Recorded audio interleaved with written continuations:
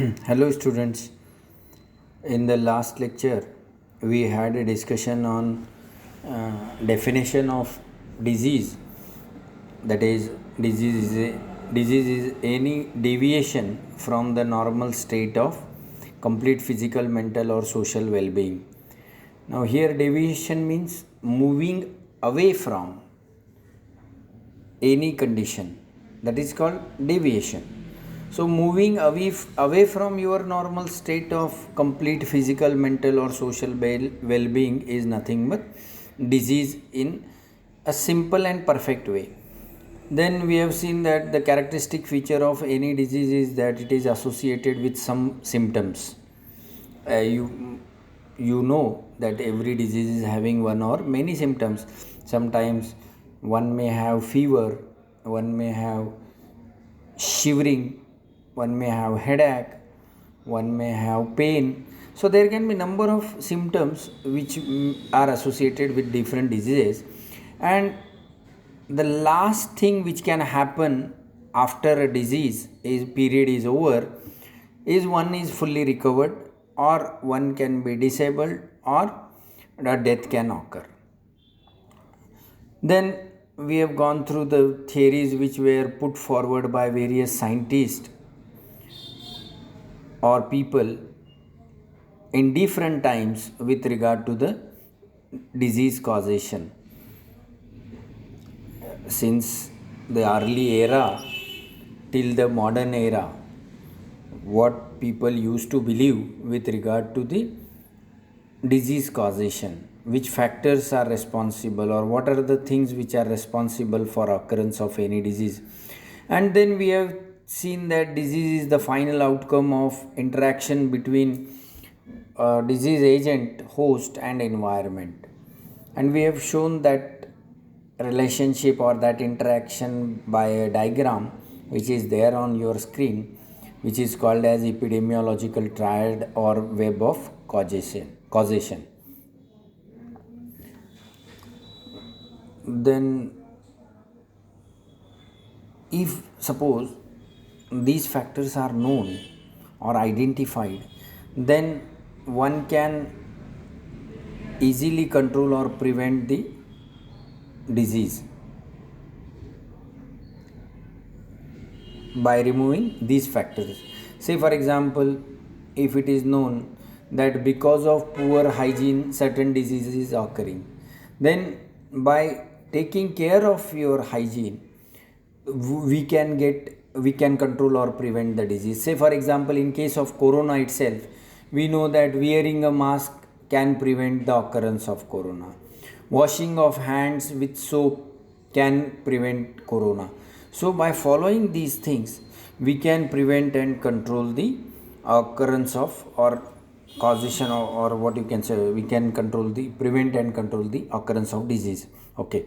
Now another next topic is natural history of diseases. Now the word natural history of diseases means the way in which a given disease progresses or evolves from its earliest stage till its termination as recovery, disability, or death. That means in this topic we will come to know, or we will study the way in which any disease progresses from its beginning till its final outcome, and that particular process or that particular thing is called as natural history, or that particular journey you can say is called as natural history of diseases.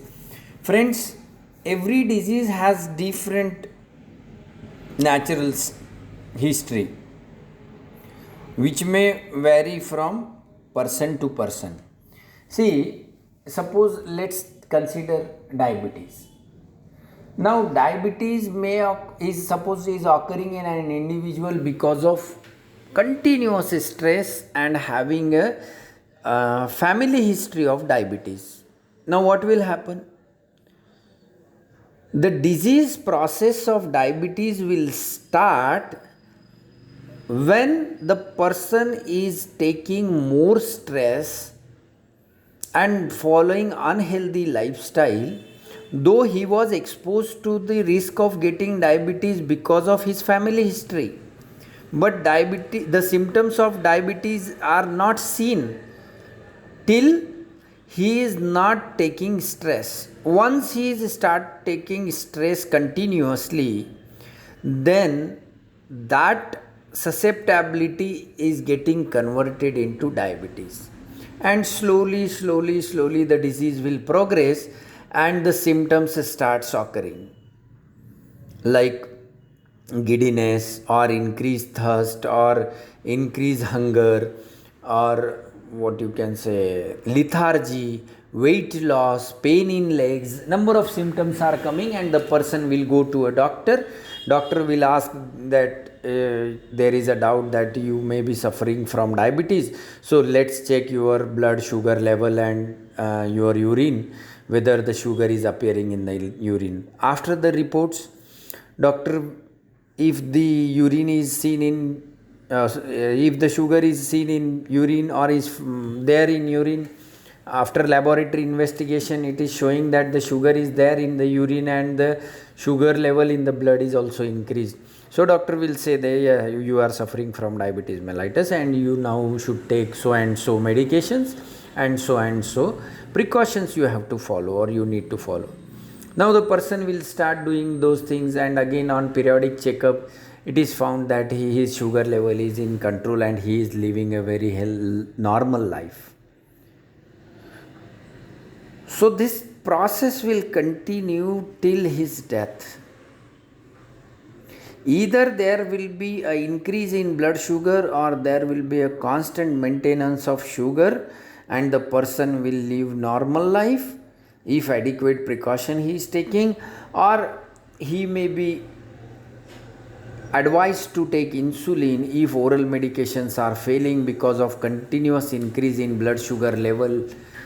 So one time will come the various organs will start getting damaged because of uncontrolled sugar if the person is not following the doctor's advice. And one day sometimes it may happen, death may occur only because of diabetes, because of multi-organ failure. Now this whole journey is called as natural history of diseases since its beginning. Now this is an example of diabetes. Now when you see other diseases, the journey may be different.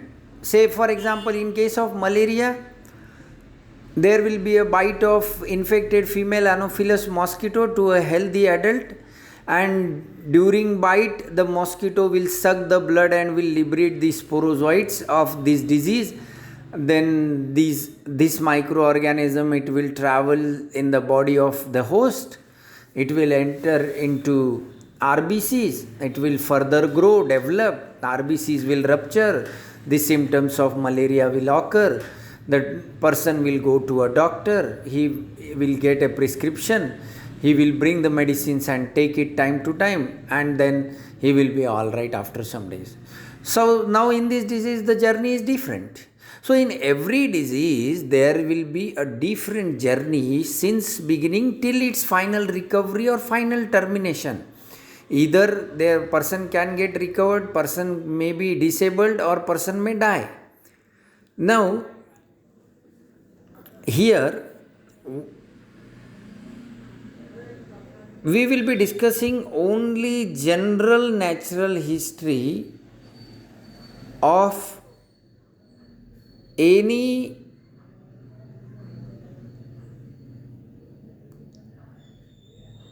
communicable disease. Now see, here onwards we will be restricting our discussion, or the discussion which is following now is applicable more or so to the communicable diseases and not to the non-communicable diseases. Now all the communicable diseases will have a common natural history, you can say, and it can be divided into two phases. One you call pre-pathogenesis phase and the second is called as pathogenesis phase. In pre-pathogenesis phase, you can say it is the period from the onset of the disease in which causative agent has not entered into the host body or human body, but is exposed to the risk of getting that disease, or you can say favorable factors for the agent are there in the environment. It is the period prior to the onset of the disease.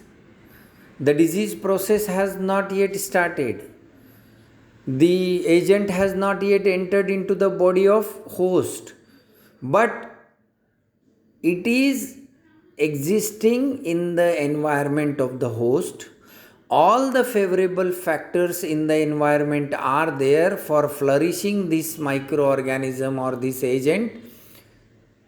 So this particular phase is called as pre-pathogenesis phase, and during this phase an individual is always exposed to the risk of getting the disease. Now second part of this natural history of communicable diseases is pathogenesis phase. Now this phase starts with the entry of microorganism or causative agent into the human body,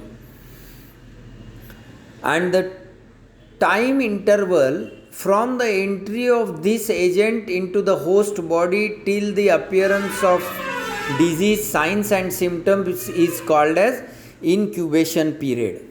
Now what happens in case of communicable diseases? Once the microorganism gets entry into the body of host, immediately the disease process will not start.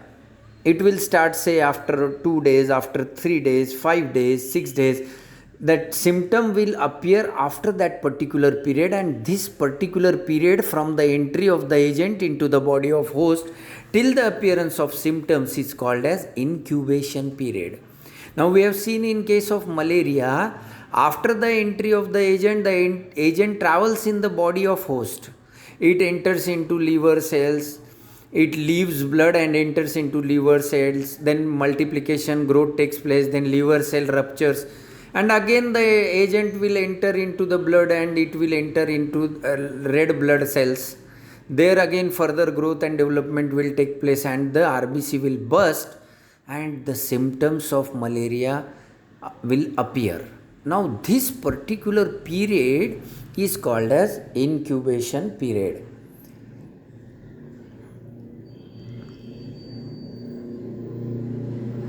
Now this particular incubation period is followed by pathological changes. That means the damage, you can say, will occur in the host, and finally a disease may lead to recovery, disability, or the death of the host.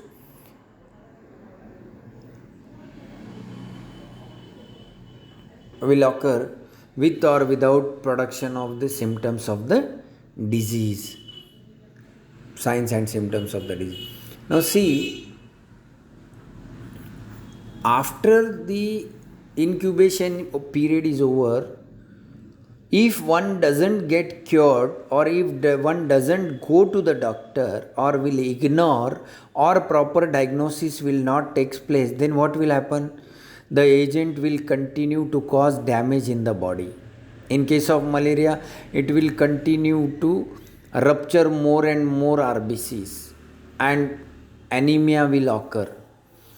And if again no treatment will be there, then again inflammation of spleen and further damage will occur, and sometimes death may occur. So this particular phase, that is called as pathogenesis phase.